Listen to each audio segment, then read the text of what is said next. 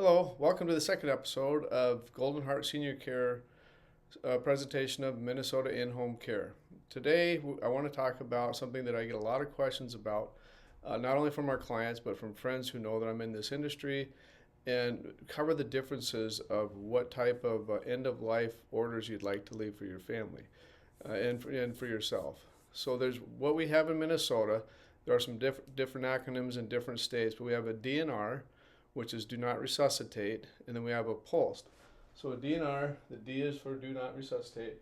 POLST, or POLST as it's called, is a physician's order for life-sustaining treatment. There's a huge difference in these, although they have similar meanings, reasons for doing so. I believe in Wisconsin it's POST. Some of them have different acronyms. You can look it up fairly easily with Google. Both of them have to be signed by your physician.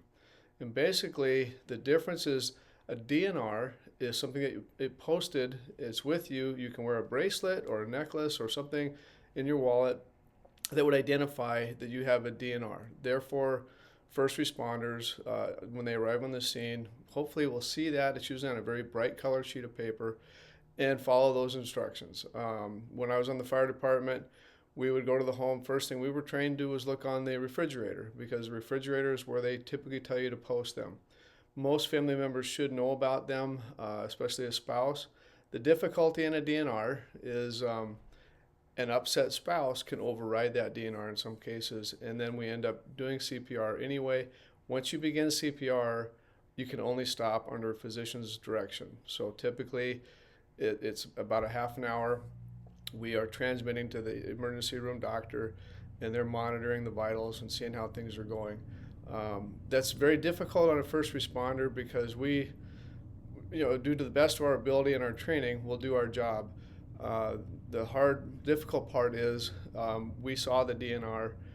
We know that that's what the patient wanted, and that doesn't mean we're going to try any less hard, for sure. But it does create an emotional state. So oftentimes, if there is a DNR and you're a family member or a first responder and you see that, I would often try to assign one of the firefighters or paramedics or EMTs to the spouse or the family member and explain to them, the DNR and what our treatment options were, and try to establish that line of communication with them. What I'll state is either of these, what's really important is your communication with your family. Your family needs to know what your wishes are. And it's not necessarily a pleasant dinner, but it's a necessary one because, in my case, I was the POA, both medical and financial, for my father. So when he had his stroke, I knew exactly what his desire was, and he trusted me to follow him. So you need to talk to somebody, especially if you're going to go with the power of attorney, which is a POA, somebody that you trust to be level-headed in the event that you have a medical emergency, because you want your wishes to be followed. So for right now, let's just go through the differences of a DNR versus a POLST and what you think might be best for you. So apologize for the graphics. I haven't figured out how to import them yet. I will. So DNR, as I said, is a do not resuscitate. This means that under no conditions will you administer CPR.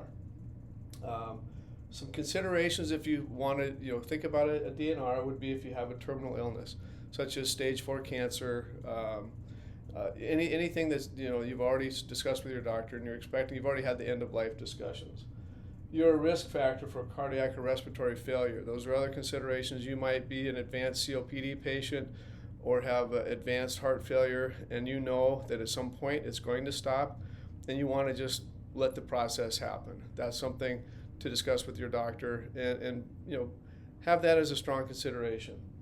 And then the other reason would be strong feelings. It could be that you have a religious belief, a societal belief, whatever, that you do not believe in CPR. I've talked to folks that share that feeling, and they feel like the artificial interruption of the cycle of life is something they don't want to experience. So that's another consideration. There are others. Again, meet with your doctor, talk with your family.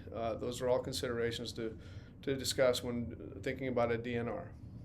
A POLST is different in several ways. Now, it may include a DNR as part of your POLST, and you can actually have both, a DNR and a POLST, but you really don't need a DNR if you have a POLST.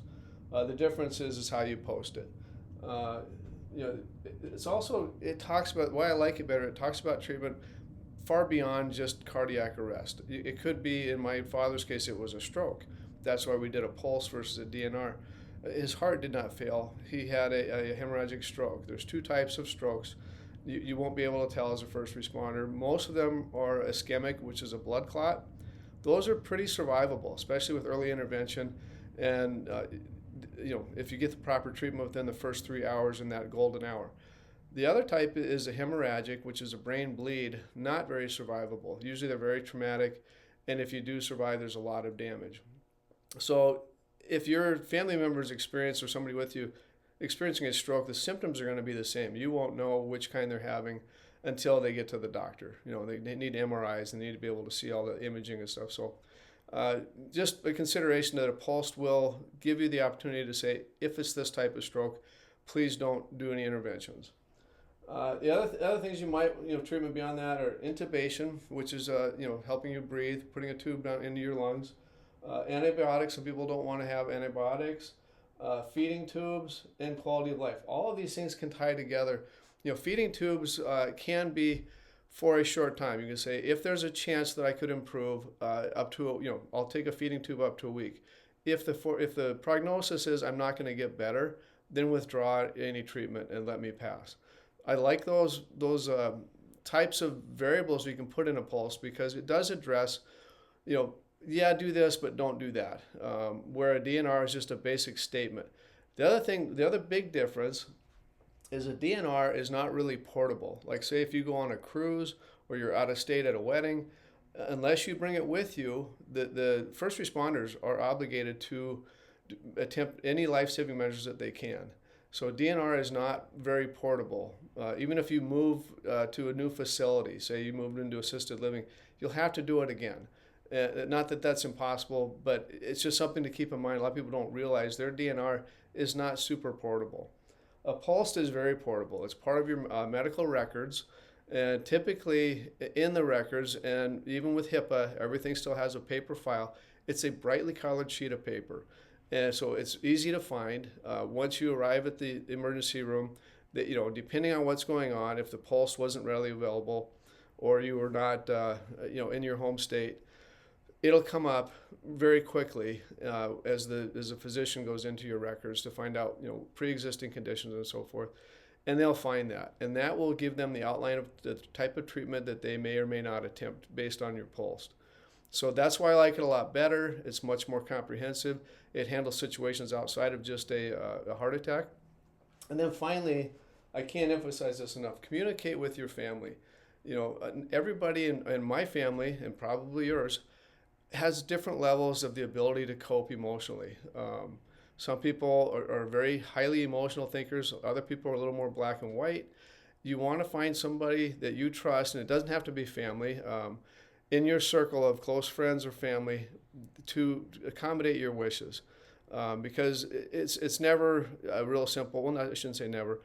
Often end of life is not a real simple process. Hospice is another thing that we'll talk about in a different episode. But it's often traumatic, and you need a level-headed person, but you have to remind people when that event happens, look, this is what this person wanted, this is what dad wanted, this is what mom wanted, and reassure them that you're fulfilling their final wishes, and that's the most important part. So communicate with your family, communicate with your doctor. You have to have these orders signed, and let your thoughts be known. And again, the other thing about a POLST is it's a living document. You might write one in your 70s, and then at 78 get diagnosed with Parkinson's, or have a minor stroke, an event that TMI that may lead to some cognition changes. So you can address those things and amend your POLST. DNRs are, again, just a flat document DNR. So it's a living document. Again, that's why I prefer it. But communicate with your doctor, communicate with your family. And if you have any questions for me, this is something that I deal with my clients all the time. Feel free to email me at goldenheartbloomingtonmn.com, and I'll be happy to answer any questions you have. Or you can email me directly at Brian, BRYAN, P for Peterson, at ghseniorcare.com. Thank you very much.